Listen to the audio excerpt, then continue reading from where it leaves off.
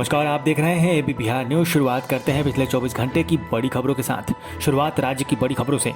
बिहार विधानसभा में नेता प्रतिपक्ष तेजस्वी यादव ने अपने सरकारी आवास को कोविड केयर सेंटर में बदलने का फैसला किया है।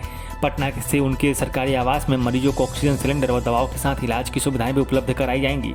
इसके अलावा मुफ्त में खाने पीने की भी व्यवस्था रहेगी।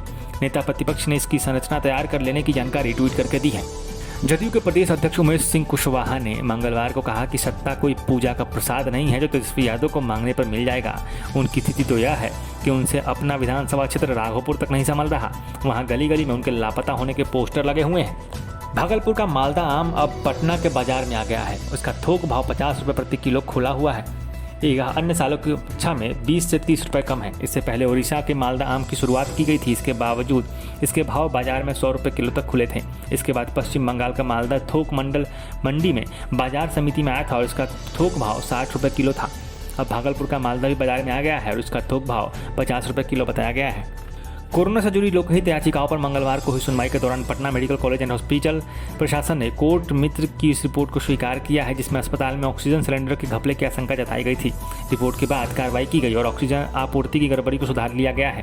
मुख्य न्यायाधीश संजय करोल और न्यायाधीश एस कुमार की खंडपीठ ने आदेश दिया है कि बोलकर कुछ नहीं होगा, बल्कि हलफनामा दे। यह भी अंडरटेकिंग में दे कि आइंदा अस्पताल में ऑक्सीजन की आपूर्ति में गड़बड़ी नहीं होगी। अब एक नज़र देश की बड़ी खबरों पर। व्हाट्सएप में 15 मई से अपनी प्राइवेसी पॉलिसी भारत समेत कई अन्य देशों में लागू कर दी है। इसको लेकर 5 महीने से विवाद चल रहा है। व्हाट्सएप की पॉलिसी को लेकर दिल्ली हाईकोर्ट ने केंद्र सरकार और व्हाट्सएप से जवाब मांगा था। इस बीच सरकार की ओर से व्हाट्सएप को चेतावनी दी गई। सरकार ने कहा कि अगर व्हाट्सएप अपनी प्राइवेसी पॉलिसी वापस नहीं लेता है तो इसके खिलाफ कठोर कार्रवाई की जाएगी। विदेश मंत्री ने बुधवार को बताया कि कोविड-19 के खिलाफ जंग में भारत और सिंगापुर एक दूसरे के मजबूत सहयोगी और साझेदार हैं। हालांकि इस बीच कुछ गैर जिम्मेदार लोगों के बयान होते हैं जिन्हें समझना चाहिए कि हमारी लंबी साझेदारी को नुकसान पहुंच सकता है। इसलिए स्पष्ट कर दूं कि दिल्ली के मुख्यमंत्री भारत की आवाज़ नहीं है। विदेश मंत्री ने दिल्ली के मुख्यमंत्री अरविंद केजरीवाल के बयान पर आपत्ति जाहिर करते हुए ट्वीट में ये बातें कही। प्रधानमंत्री नरेंद्र मोदी बुधवार को दिल्ली से सीधे भावनगर पहुंचे। यहां उन्होंने चक्रवाती तूफान टौकते के प्रभावित क्षेत्रों का हवाई निरीक्षण किया। इस तूफान के कारण अब तक 45 लोगों की मौत हो चुकी है। प्रधानमंत्री मोदी अमरेली, गिर सोमनाथ और भावनगर जिले में तूफान से हुए नुकसान का जायजा लेने पहुंचे थे। कोरोना वायरस की दूसरी लहर के बीच 13 मई को ईद के मौके पर रिलीज हुई सलमान खान की फिल्म राधे और मोस्ट वांटेड भाई ने डिजिटल प्लेटफॉर्म पर अच्छी खासी व्यूअरशिप हासिल कर ली है।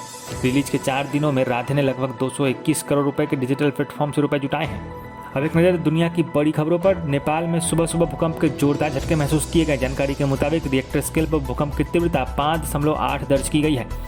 राष्ट्रीय भूकंप निगरानी और अनुसंधान केंद्र के अनुसार सुबह करीब 5:45 बजे नेपाल काठमांडू के उत्तर पश्चिम में 113 किलोमीटर दूर इसका केंद्र बताया गया है।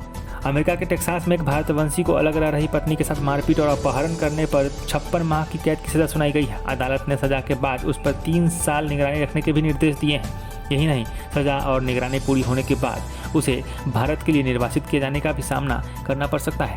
तो ये थी पिछले 24 घंटे की कुछ बड़ी खबरें। ऐसी खबरों से जुड़े रहने के लिए हमारे YouTube channel AB Bihar news को सब्सक्राइब करें, साथ ही कमेंट, लाइक और शेयर करें। आप हमसे हमारे फेसबुक और ट्विटर पेज पर भी जुड़ सकते हैं। खबरों को डिटेल में पढ़ने के लिए हमारी वेबसाइट www.abbiharnews.com को जरूर विजिट करें। स्वस्थ रहें, सुरक्षित रहें।